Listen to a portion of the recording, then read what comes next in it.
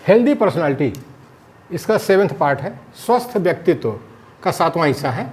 Conditions favourable to self acceptance, conditions favourable to self acceptance, आत्म स्वीकृति के पक्ष में शर्तें या आत्म स्वीकृति के अनुकूल शर्तें।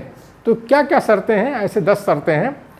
फर्स्ट है सेल्फ अंडरस्टैंडिंग। पहली शर्त है सेल्फ अंडरस्टैंडिंग, मतलब होता है अपने आप की समझ। सेल्फ अंडरस्टैंडिंग माने अपने आप की समझ। Self understanding is a perception of self, self marked by genuineness, अपने आप की समझ सच्चाई से होनी चाहिए। लोगों को अपने आप की जो समझ है उसको सच्चाई से होनी चाहिए, उसमें बेईमानी नहीं करनी चाहिए, चोरी बेईमानी नहीं करनी चाहिए। सच्चाई से अपने को समझना चाहिए कि मैं क्या हूँ, मेरी क्या ताकत है, मेरी क्या स्ट्रेंथ है, मेरी क्या वीकनेस है, मेरी क्या कमजोरी है, ये सच्चाई से होनी चाहिए व्यक्ति को। स्वस्थ व्यक्तित्व वाले लोग ऐसा करते हैं। अब जो रोगी व्यक्तित्व हैं तो वो तो गप हाँकते रहते हैं, वो तो झाड़ते रहते हैं इधर से उधर, मैं ये कर लूँगा, मैं वो कर लूँगा, मैं ये तीर मार लूँगा, मैं वो तीर मार लूँगा, मैं पूरे बहुजन को सत्ता में ला दूँगा तो क्या कर दूँगा, ये सब रोगी व्यक्तित्व वाले कहते रहते हैं। लेकिन जो स्वस्थ व्यक्तित्व वाले लोग होते हैं वो जो है अपने आप की समझ सच्चाई से करते हैं, सच्चाई से करते हैं, अपने आप को चोरी बेईमानी से नहीं समझते हैं।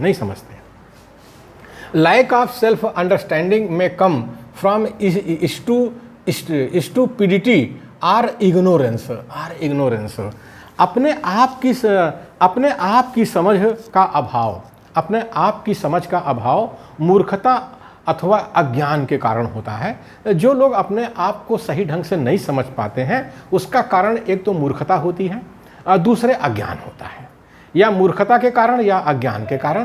तो हमारे मूल निवासी बहुजन में ऐसे ही लोग भरे हैं जो मूर्ख हैं और अज्ञानी हैं और बड़ी बड़ी हाँकते रहते हैं और छोटा छोटा संगठन बना करके बड़ी बड़ी बातें करते रहते हैं कि हम 7000 जातियों का संगठन बना लेंगे तो क्या कर लेंगे, तो हमारे सामने सब नेता फीके हैं, वैसे कहते रहते हैं। तो वो अपने आप को सही ढंग से समझ नहीं पाते हैं। उसका कारण मूर्खता होती है। एक तो उनकी मूर्खता है, दूसरा अज्ञान, शिक्षा की कमी। अज्ञान माने शिक्षा की कमी के कारण होता है। थर्ड है एब्सेंस, नहीं ये जो है सेकंड है रियलिस्टिक एक्सपेक्टेशन। सेकंड है realistic expectations. When a person's expectations for achievement are realistic, chances are that his performance will come up to his expectations, realistic expectations का मतलब होता है यथार्थ अपेक्षाएं। जो आप अपेक्षा करते हैं वो यथार्थ होना चाहिए, सही होना चाहिए, सचमुच में होना चाहिए, वो झूठ नहीं होना चाहिए। अपेक्षाएं जो हैं यथार्थ होनी चाहिए। जब व्यक्ति की अपेक्षाएं उपलब्धि के लिए यथार्थ होती हैं, सही होती हैं, तो उसका कार्य संपादन अपेक्षाओं के अनुरूप होता है, अपेक्षाओं के अनुरूप होता है। यानी जो अपेक्षा करता है उसके अनुरूप उसका कार्य संपादन यानी परफॉर्मेंस उसका होता है। जब व्यक्ति की अपेक्षाएं उपलब्धि के लिए यथार्थ होती हैं तो उसका कार्य संपादन यानी परफॉर्मेंस अपेक्षाओं के अनुरूप होता है, अपेक्षाओं के अनुरूप होता है। ये इसका है आगे का पार्ट है, थर्ड पार्ट है absence of environmental obstacles. Absence of environmental obstacles, पर्यावरणीय बाधाओं की अनुपस्थिति। पर्यावरणीय माने इन्वायरमेंटल माने पर्यावरणीय बाधाओं की अनुपस्थिति, ऑब्स्टेकल माने बाधाएं। Inability to reach goals that are realistic may come from environmental obstacles over which the person has no control, such as discrimination based on race, sex or religion, race, sex or religion। Inability मतलब कि यथार्थ लक्ष्य तक ना पहुंच पाना पर्यावरणीय बाधाओं के कारण हो सकता है, पर्यावरणीय बाधाओं के कारण हो सकता है जिस पर व्यक्ति का नियंत्रण नहीं होता है, जैसे कि जाति, लिंग अथवा धर्म के आधार पर भेदभाव। जाति, लिंग अथवा धर्म के आधार पर भेदभाव, ये हम भारत देश के अंदर बहुत अच्छी तरह से देख सकते हैं। हमारा जो मूल निवासी बहुजन है, कहने को ये 90% है SC ST OBC मूल निवासी का, और मूल निवासी मतलब SC ST OBC और माइनॉरिटी का ये समाज है जो 90% है, 7,000 जातियों में बटा हुआ है। आज देख लीजिए, इसके ऊपर इसके साथ जो है जाति, लिंग और धर्म के आधार पर भेदभाव होता है। उसका परिणाम देख सकते हैं कि रक्षा मंत्रालय में जो सैनिक हैं, जो गोली चलाते हैं, गोली खाते हैं, वो तो मूल निवासी बहुजन के कुछ पाए जाते हैं, बड़ी संख्या में भी पाए जाते हैं। लेकिन जो अधिकारी हैं रक्षा मंत्रालय में, वो हमारे SC ST OBC से माइनॉरिटी से नहीं पाए जाते हैं। इसी तरह से न्यायपालिका भारत सरकार की है, जिसमें जो जज हैं उसमें हमारे SC ST OBC माइनॉरिटी के जज नहीं पाए जाते हैं। उसमें सब जो घुमा करके कोलिजियम सिस्टम से ब्राह्मणों के ही जज पाए जाते हैं। तो ये सब क्या है? जाति, लिंग अथवा धर्म के आधार पर भेदभाव है। इसी तरह से विश्वविद्यालयों में SC ST OBC का प्रोफेसर नहीं पाए जाते हैं, वहाँ पर भी उनकी भर्ती नहीं होती है। उनका कहने को संविधान में आरक्षण है, लेकिन उनकी भर्ती नहीं होती है। ये जाति, लिंग और धर्म के आधार पर भेदभाव है। तो जाहिर है कि वो उनका व्यक्तित्व भले ही स्वस्थ हो, लेकिन ये जो भेदभाव है, इसकी वजह से वो यथार्थ लक्ष्य तक नहीं पहुँच पाते हैं, और जिस पर व्यक्ति का नियंत्रण भी नहीं है। तो इसको कहते हैं पर्यावरणीय बाधाओं की अनुपस्थिति। अगर पर्यावरणीय बाधाओं की अनुपस्थिति होगी तभी वो लक्ष्य तक पहुंच पाएंगे। अगर पर्यावरणीय बाधा होगी तो ये सब दिखाई दे रहा भारत देश के अंदर कि रक्षा मंत्रालय से हमारे SC ST OBC माइनॉरिटी के लोग नहीं मिलते। इसी तरह से न्यायपालिका में हमारे SC ST OBC के जज नहीं मिलते। विश्वविद्यालयों में हमारे SC ST OBC माइनॉरिटी के प्रोफेसर नहीं मिलते हैं। फोर्थ है फेवरेबल सोशल एटीट्यूड्स।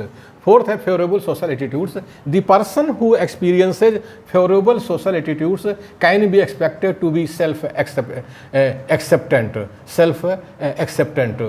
फोर्थ है फेवरेबल सोशल एटीट्यूड्स, सामाजिक सोच अनुकूल होना, या सामाजिक सोच पक्ष में होना। जब व्यक्ति के प्रति सामाजिक सोच पक्ष में होती है, अनुकूल होती है, तो व्यक्ति की सोच अपने प्रति अच्छी होती है। लेकिन हम क्या देखते हैं हमारे भारत देश में, ये हमारा जो मूल निवासी बहुजन है, उसकी सामाजिक सोच नकारात्मक है। इसीलिए व्यक्ति कितना भी अच्छा करना चाहे, लेकिन उसको समाज का सहयोग नहीं मिलता है। इसी तरह से जो समाज का नेतृत्व है सुप्रीमो नेताओं के हाथ में है।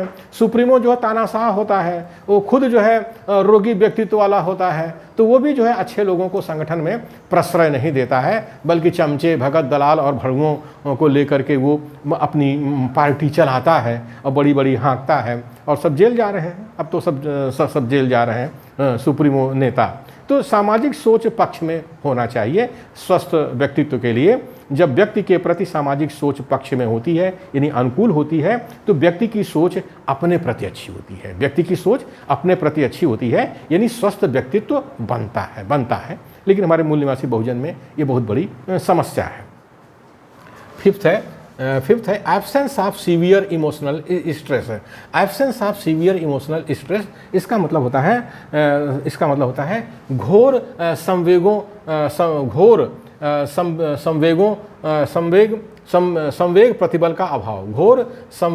प्रतिबल का अभाव, ये होता है। Absence of emotional stress makes it possible for the person to do his best and to be outer oriented instead of inner oriented. संवेगात्मक प्रतिबल का अभाव व्यक्ति को सबसे अच्छा करने को संभव बनाता है। अगर व्यक्ति के अंदर जो है संवेगात्मक प्रतिबल का अभाव है, तो व्यक्ति जो है सबसे अच्छा काम करेगा, यानी सबसे अच्छा करने को संभव बनाता है। इससे व्यक्ति अंतर्मुखी होने के बजाय बहिर्मुखी होता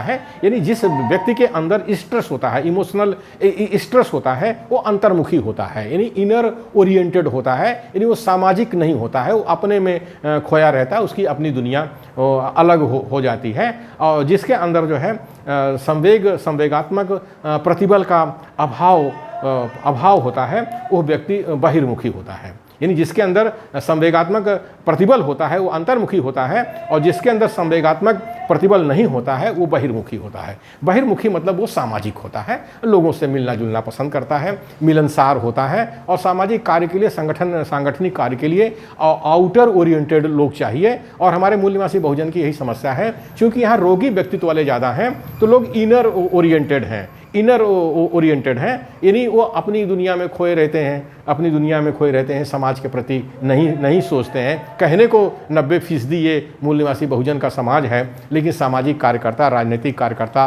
धार्मिक और सांस्कृतिक कार्यकर्ता नहीं मिलते हैं इस समाज में। उसका कारण यही है कि रोगी व्यक्तित्व है, उनके अंदर संवेगात्मक प्रतिबल है, वो इनर ओरिएंटेड हैं, अंतर्मुखी हैं। तो ज़रूरत है बहिर्मुखी होने की, ज़रूरत है बहिर्मुखी होने की।